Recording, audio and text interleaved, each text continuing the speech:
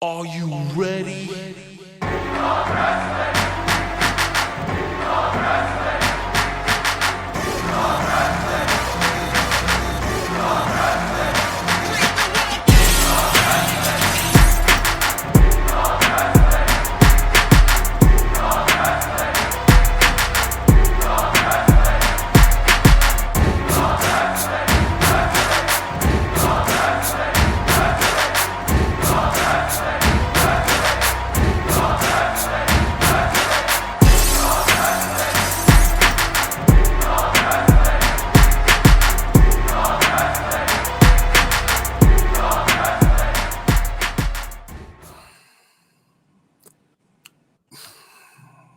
Okay.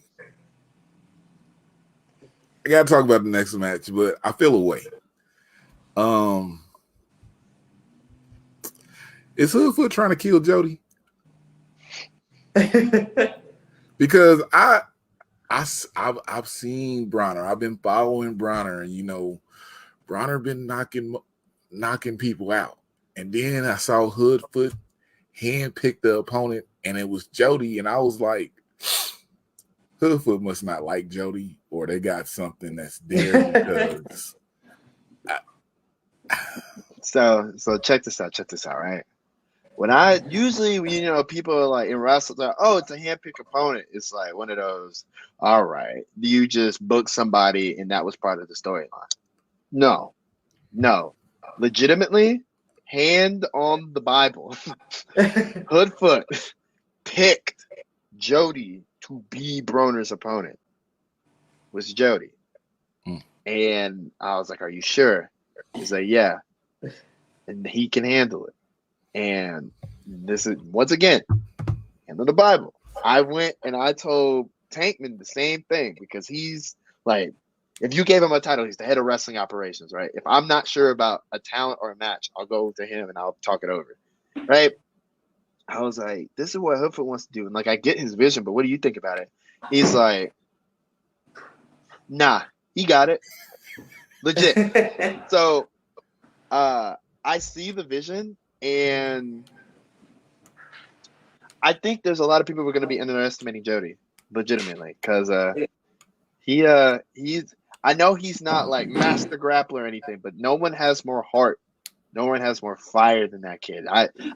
You could put him up against any other wrestler in the world, and no one has more heart than that kid on everything.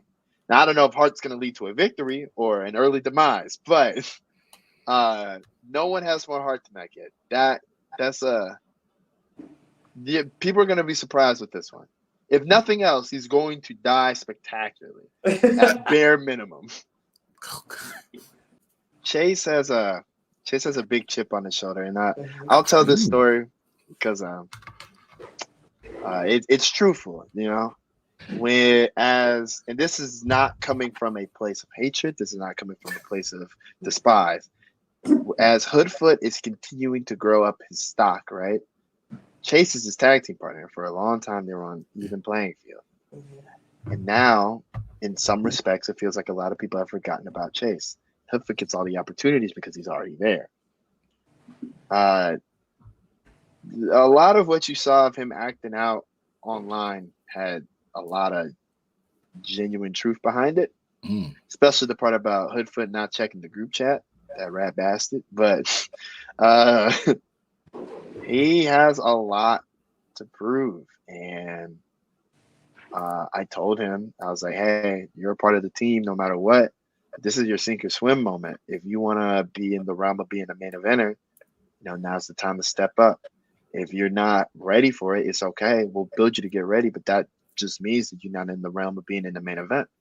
And he's ready for the challenge. We got to talk about Naptown All Pro. Do you feel like you got disrespected by one of your fellow Lost Boys? Because, he picked Jody to go up against Isaiah Bronner. And you went on like a Twitter rant. Yeah, it just, me and Hoodfoot are boys. We tag partners. We've been in a group together for a while. And, you want to talk about, him and Isaiah got beef and he won't be able to be there this time. And so he's talking about like, oh, I want to, I'm going to send somebody to, deal with them while I'm gone. I'm like, okay, I'm sitting here thinking, okay, it's going to be me, right? Right. Like I said, we tied together, we boys. I feel like I would be the logical choice because if you look at the track record, up until Parkade, I was 2-0 against Hoodfoot himself. And I had just recently beaten Calvin Tankman, who co-signed their hand-chosen opponent. And so I was like, okay, this track record-wise, that makes sense to me, They said, he's going to pick Jody. And I'm like, I stomped Jody out.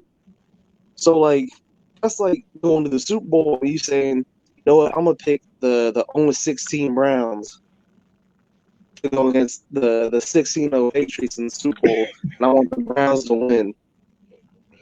I'm like, you're not even going to pick an 8-18. You're just going, like, I said, how all three people that I've beaten going to set, going to be like, yeah, we collectively think this person is going to beat somebody that Hoodfoot has not beaten. And I was like, that's disrespectful. Like, that don't check out with me. Like, I just don't think those numbers add up, right, So I was upset, and I feel like I had every right to be when you lay it down like that. Right. So that didn't happen. So you got 2 matches now. Yeah. One with Lord Darian Benson. We just talked to him last week, and he said he could be on the show. And then 3 days later, he's announced for that. And then you got, I believe his name is Adriel Noctis, the Flaphouse champion. I'm real excited about both these matches. Yeah, Darian we've been in talks before, and he wasn't originally able to make it before, and so after I went about my business, it was very, very much upset, and I was like, if y'all don't, if you don't trust me enough as a Hoodfoot as a partner brother to take out somebody that you haven't beaten yet, then I'm on a prove point. And so that ended up being where I got my Bounty Keith match that was announced originally, but Bounty Keith got hurt. Some things changed around. Bankson was able to come in. Bankson, he wanted to step up. So he said, all right, cool. If you want to step up and you want to fill in, that's what I like. If you think you're ready to fit in for the challenge, let's go ahead and do it. I'm not turning down any kind of opposition, any kind of challenge you throw it in front of me. We're going to get down to it. And then when it comes to Adriel, we go back and forth. We got, some history. I'm, 3-0. I am 3-0 against the S4TV. So, and he's the one carrying their house belt. So, if I'm 3-0, he's the last one I gotta beat, I feel like I should have a right at least to get a world title shot. See, my numbers and track record speak for itself. So I'm like, you know what? You got the world title. I want it. I've beaten the other 3. You're the last one. I'll slay the rest of the Simpson. Call it a day. And then I'll be the champion you're seeing. And that's it. But once I got the Brian Keith match, I was trying to focus just on that. I was like, you know what? I don't need to deal with you right now. I said we was gonna have the match back in February, but now I got to refocus. Yada yada. He wants to keep calling me out, but the only thing that he knows I want is that championship. So he decided that if I take this match, if I beat Adrian, which I will, then after that, I get to have a chance at his Grand Prix Sport Championship. So first I beat him, and basically I will become the number 1 contender. I will eventually have a shot at him for that title. So I'm gonna beat him, and then again I'll wrestle him again, and take the title off him and show him that I'm that dude. I'm that guy. I don't mean to be come out with the John Davis part of that, with the that dude part, but my numbers add up around here. So this Saturday, April 30th, Tindley Academy, Far Eastside Community Center, in conjunction with them to curb gun violence on the Far East Side. 2 p.m. the wake-up call, you can see Chase Holiday. 8 p.m. the blackout, you can see Chase Holiday again. Can't be there. Sponsor a seat for $10. Help some kids see the show. But Chase, another match. Saw this person up at Black Label Pro in Crown Point, Indiana, and all I heard from Indianapolis, Indiana, and I was like, I'm a fan. She got me. I'm a fan. Talked to her after the show. You know, she also went to Warren Central. You got Big Al, Alice Crawley. Shout out to Big Al. I'm gonna see you soon, Big Al. Versus Sandra Moone. So, my light went out. So I love Alice Crawley. Alice Crawley is someone who I've been there since essentially her first match. She's a member of a former group that I was in that ran around Indianapolis doing all sorts of troublesome things. But I first knew of Big Al when they were 16. Actually, I first met Big Al in 2016 when they were like 14, 15 years old. And since then, they have blossomed into this grown person. It's really, really strange, but this grown person in age, slowly becoming a world-class wrestler. And she, outside of myself, she's the only person on the card who's actually genuinely from the east side of Indianapolis. Like, Taintman's from Newcastle, and he stays in the east side, but, like, he's from Newcastle. It's okay. We claim him, but he's from Newcastle, you know what I'm saying? Like, Kemp is from Fortville, you know what I'm saying? Like, that's northeast, but you outside the county line, brother, you're not really east side. Hoodfoot and Chase, they not even really from, this isn't where they born and raised from. So she is the only wrestler who's really from the east side who's going to be on this card. And I hope that, like, we've talked about it, but I hope it, like, sets it in on her, like, how really special this is, that, like, it isn't single-handedly her, but, like, this kind of doesn't come to fruition without, like, her involvement. Because she's also been a big help about getting the word out and being a help backstage. So I hope that the true homecoming for her is really, really something that's really special to her. But also, Sandra Moone is the chosen one. I've said that she's the chosen one for over a year now. So if you had a wrestling draft and you was like, who are you going to take in the first round of people who have, like, completely unsigned? She would be, if not the first round pick, definitely in the top 3. That's a special talent right there. And I know that she's really envious. Now, envious isn't the right word.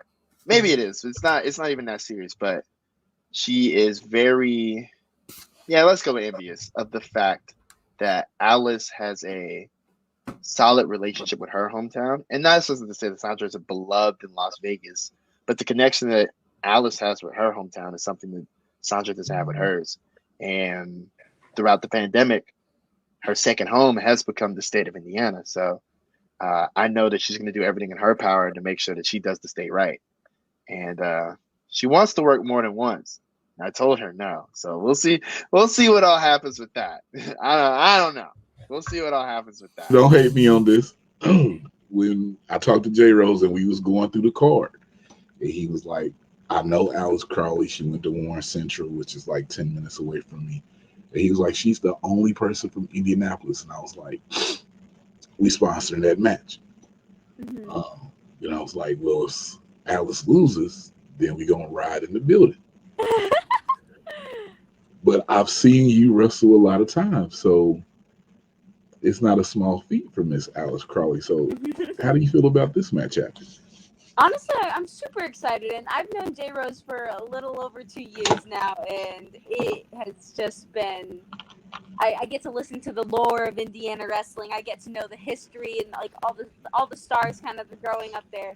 And so when J Rose told me about Alice, I couldn't help but be super excited and just, like, super happy to face, like, one of, like, these upcoming stars. Like, also started super young, like, hard hitter. Like, it's a dream match in the making. So I was like, once I heard that, I'm like, all right, it's on. I'm bringing my all to it.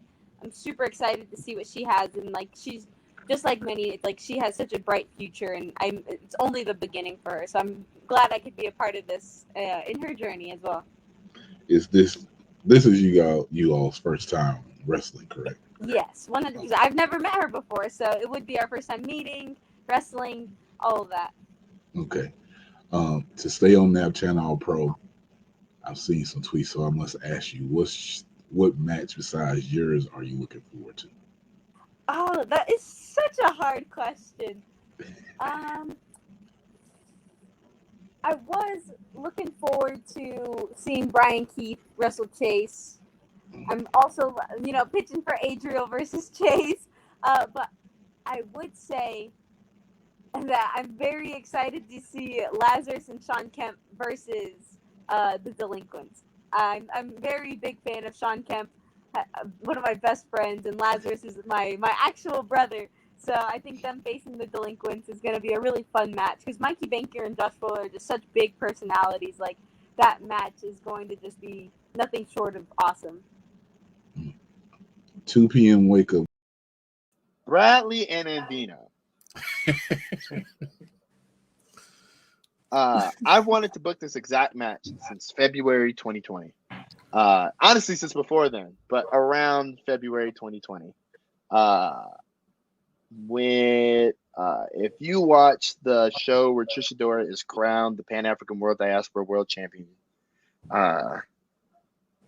there's a match on the undercard between Billy Dixon and Dino, the inaugural Chocolate City champion for fight. Not first. Mm-hmm. First is in Minneapolis. For fight.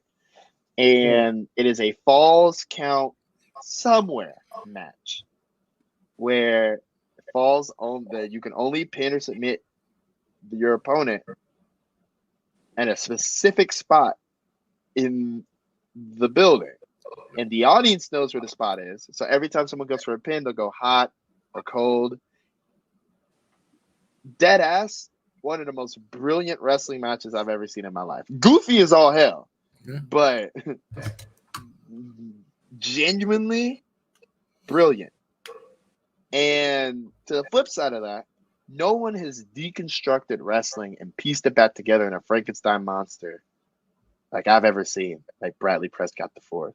This man has come up with concepts that he has yet to execute that are genuinely some of the most bizarre but extremely intelligent things I've ever heard. It's almost scary how talented he is in regards to thinking outside of the box of wrestling. I believe it or not, I think this will be the best match on the entire card, straight up. And I know the implications of saying that. I know that we have Brian Keith. I know we have Calvin Tankman. I know we have Myron Reed. You know what I'm saying? I know we have Billy Starks. I know we have Adriel Noctis. That match has the potential to be better than all of it because they're so smart. On the flip side, worse is not the word, but this also, because it'll be good no matter what, but it also has the potential to be the dumbest wrestling match I've ever seen in my life. the stupidest wrestling match I've ever seen in my life. And this is no shot to them, you know what I'm saying? There's nothing wrong with dumb wrestling. I love dumb wrestling. But it'll either be the far and away best match on the card or it'll be the most entertaining match on the card. There is no in between. It won't suck, but it's not like, oh, that was all right. You're going to either feel like, oh, that was entertaining and stupid, or that was brilliant. There's no in between. None. Yeah. I've seen Bradley Prescott IV, at shows, and he's ridiculous. I literally talk to Andino almost every day. I've only seen him live once. He was like, I'm coming to show out.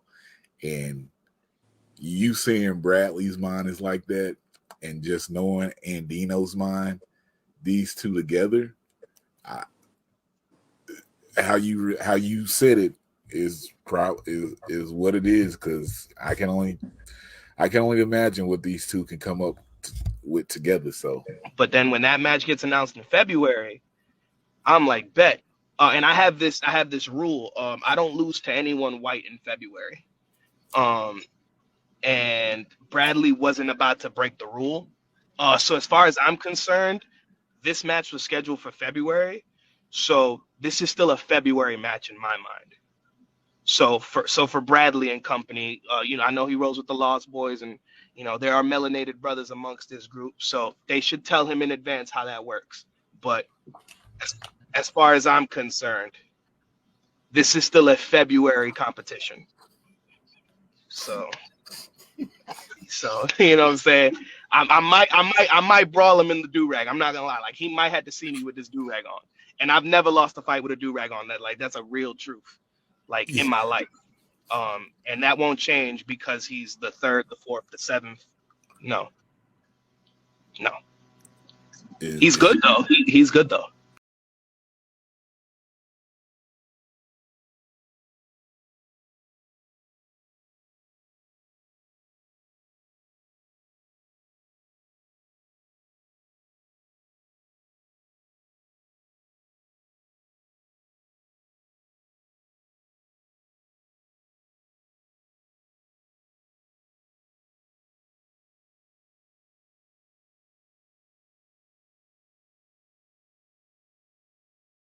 Tell me when I got wrestling and you love wrestling, then we.